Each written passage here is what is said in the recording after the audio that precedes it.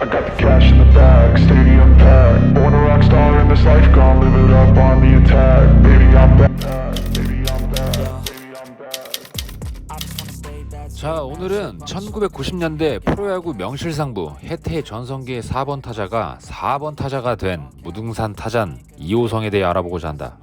이종범, 선동열, 김병현이라는 굵직굵직한 에이스들을 배출한 광주 1구 연세대 코스를 밟은 인물이다. 해태 입단 후 첫 해부터 2년 연속 외야수 부문 골든 글러브를 수상, 야무진 데뷔를 알렸다. 고등학교 때부터 뛰어난 재능을 보였으며 야구 천재급은 아니지만 그에 견줄 만큼 훌륭한 스타트를 밟았다. 우리나라 야구 선수로 포지션은 외야수를 맡아 9번 우승하던 시절 4번을 승리하는 데 큰 기여를 하는 등 현역 시절 중심타자라는 타이틀로 활약하며 해태의 주요 선수로 꼽혔다. 3대 선수의 회장직을 맡기도 하였는데 이로 인해 구단과 마찰을 빚으며 은퇴식도 없이 은퇴를 하였다. 당대 최고 스타 선동열 등 여러 이름을 날리던 야구 선수와 나란히 하진 못했지만 힘이 어마어마했고 빠른 선수로 야구를 좋아했던 팬들이라면 기억할 것이다. 그 당시에도 이름을 알렸었고 지금까지도 명실상부한 바람의 손자 이정우의 아버지인 이종범 선수와 해태에서 큰 활약과 나름대로 역할을 잘 수행하면서 야구 선수로서 한 축을 담당했었다. 신인 시절에는 라커룸 벤치에 튀어나온 못을 엄지손가락으로만 눌러박았다고 한다. 천하장사 이마운기와 팔씨름에서 1초 컷을 했다는 소문이 있다. 장외에 홈런을 날렸을 때는 경기장 밖 수영장 기둥까지 날린 적도 있었으며 이런 힘을 베이스로 광주 시내에서 건달들과 시비가 붙은 적이 있는데 시라소니로 빙의에 4대1도 거뜬히 제압한 일화도 있다고 한다. 은퇴 후 선수 시절 모아둔 자금을 가지고 웨딩홀 사업을 시작해서 초반엔 매출 80억이 넘으면서 분점까지 내가며 번창해 나간다.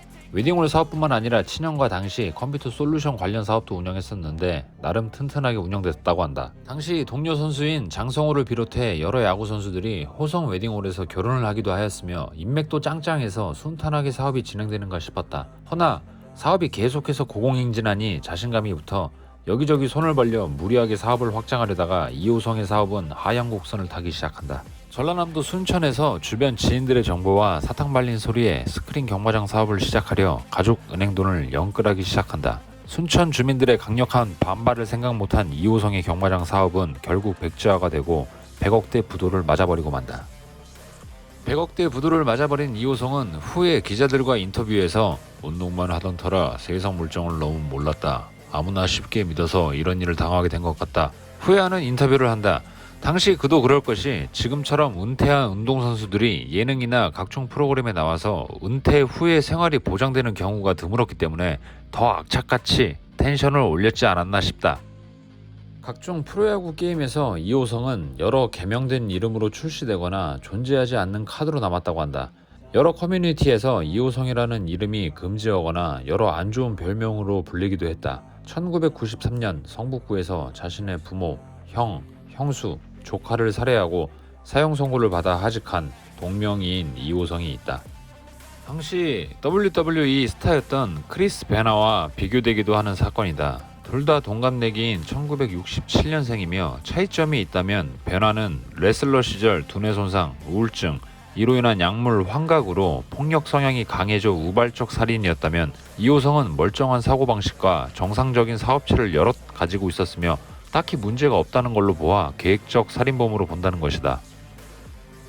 사건의 피해자는 첫 번째 내연녀인 김씨로 은평구 가련동에서 참치집을 운영하고 있었고 이호성과는 결혼 전부터 만나고 있었다고 보고 있으며 그녀의 남편은 우울증으로 김씨와 별거 중인 상태에서 자살로 생을 마감하였다. 이호성의 행적을 타임라인으로 구분해보았다. 2008년 2월 15일 피해자 김씨는 은행에서 1억 7천 현금을 인출, 5개 은행에 나누어 예치 후 이호성과 SM5 차량을 타고 떠나는 장면이 CCTV에 포착된다. 2월 18일 피해자 김씨는 점심시간대쯤 분산시켰던 돈 전액 인출, 오후 5시경 피해자 김씨의 마포구 창전동 금호 아파트에 SM5 주차하는 남자 목격, 오후 9시에서 10시경 신원미상의 남성이 5차례 왔다 갔다 하면서 카트에 대형 가방 실는 게 CCTV에 포착, 오후 11시 피해자 김씨의 핸드폰으로 첫째 딸과 통화한 기록 확인, 밤 12시 종로 인근에서 첫째 딸과 마지막 통화한 기록이 확인되었다. 2월 18일 오후 1시에서 5시 사이 첫째 딸을 제외한 세 모녀는 이때 살해당한 것으로 확인되었다. 국과수 부검 결과 사인은 경부 압박 등에 의한 질식사로 확인. 2월 19일 이호성은 이날 새벽 피해자 김씨 핸드폰으로 첫째 딸을 불러내어 살해한 것으로 보인다. 국과수 부검 결과 사인은 둔기에 의한 두개골 골절, 뇌출혈로 인한 두부 손상으로 사망한 것으로 확인되었다고 한다. 2월 19일 새벽 4시 40분경 피해자 김씨의 첫째 딸의 핸드폰이 전남 화순에서 신호가 포착된다. 오전 7시 20분쯤 호남고속도로 상행선 장성나들목 교통 CCTV에서 피해자 김모씨의 SM5 차량이 포착. 오전 9시에서 11시 사이 화순 인근 지역에 구덩이를 파달라고 이호성이 의뢰해 인부들이 작업에 들어간다. 점심시간쯤 SM5 차량 화순 벗어나는 것 CCTV 확인. 오후 2시경 광주 남구 진월동에서 지인 이씨에게 현금 6천만 원 전달, 친형에게 입금해달라고 부탁한다. 오후 4시경 피해자 김씨의 핸드폰으로 그녀가 운영하는 참치집 주방장에게 자신은 출근 못할 것 같으니 주말 동안 가게 잘 봐달라는 메시지를 발송한다. 2월 20일 오후 8시경 신원 미상의 남자 피해자 김씨의 창전동 금호아파트 주차장에 주차하는 모습 포착. 2월 26일 피해자 김씨의 오빠가 동생이 연락이 오랫동안 안 되어 경찰 동행하여 아파트 문 강제로 뚫고 확인. 집도 멀쩡하고 컴퓨터도 켜져 있어 뭔가 석연치 않았지만 그대로 귀가. 3월 3일 피해자 김씨 여전히 연락 안 되고 딸들도 계약이 코앞인데도 불구하고 연락이 지속적으로 안 됨. 참치집도 찾아가 보았으나 종업원들은 사장님 안 본 지 꽤 됐다 이야기. 수상한 포착하고 경찰에 실종 신고함. 경찰 수사 진행 중에 검정색 가방 4개를 5차례 왔다 갔다 하면서 나르는 거 CCTV 포착하고 주변인 조사 과정 중 이호성 유력 용의자로 지정. 3월 7일 이호성 출국 금지 조치. 3월 8일 이호성이 두 번째 내연녀 차씨와 일산 경마장에서 데이트한다는 제보 들어옴. 피해자 김씨의 1억 7천만 원 중 4천만 원을 전달한다.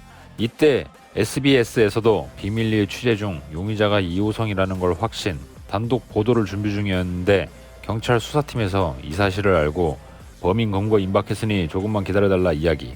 허나 SBS에서 거부 후 단독 특종 보도를 때려버린다. 후에 이 때문에 범인 검거를 못하였다 말이 많았다. 3월 9일 늦은 저녁 두 번째 내연녀인 차씨와 술 마시면서 대화를 나눈다. 차씨를 귀가시키고 그대로 투신 및 사망한다. 3월 10일 오후 3시경 반포대교 부근 한강에서 신원 미상의 시신이 발견된다. 국과수에서 지문감식 결과 이호성으로 밝혀짐. 사인은 익사로 밝혀졌다. 당시 순천향병원으로 시신을 이송하던 한 요원은 뭔가 한이 맺힌 시신이었으며 보통 익사 시신과 달리 지금껏 보지 못한 시신이었다고, 얼굴 표정도 너무 무서웠다고 말하였다.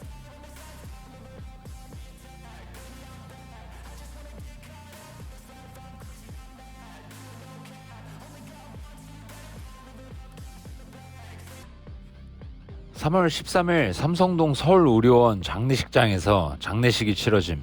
피해자들의 가족들은 모여 비통해하며 추모함. 반대로 이호성의 빈소에는 조문객 단 한 명도 오지 않았다고 한다.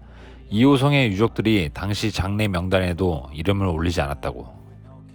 당시 이호성은 투신 전 몇 장의 유서를 남겼었는데 친형에게 보낸 유서에는 어머니와 형, 가족들에게 미안하고 아들을 잘 보살펴달라고 적어놨다고 한다.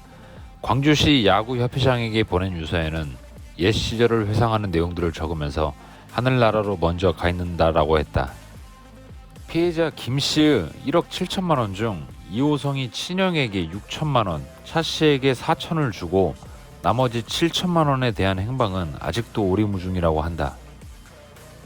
살해 의도가 1억 7천만 원 때문에 살해를 하였는가이다. 두 번째 내연녀 차씨 말에 따르면 이호성이 채무관계가 복잡하였지만 2억 때문에 살해를 하거나 투신을 하지는 않았을 것이다 이야기했다. 실제로 100억대 부도를 낸 이호성이 2억이 있고 없고는 큰 차이가 없기 때문에 이걸로 범죄를 저질렀다고 보기 어렵다는 사람들도 많았다고 한다.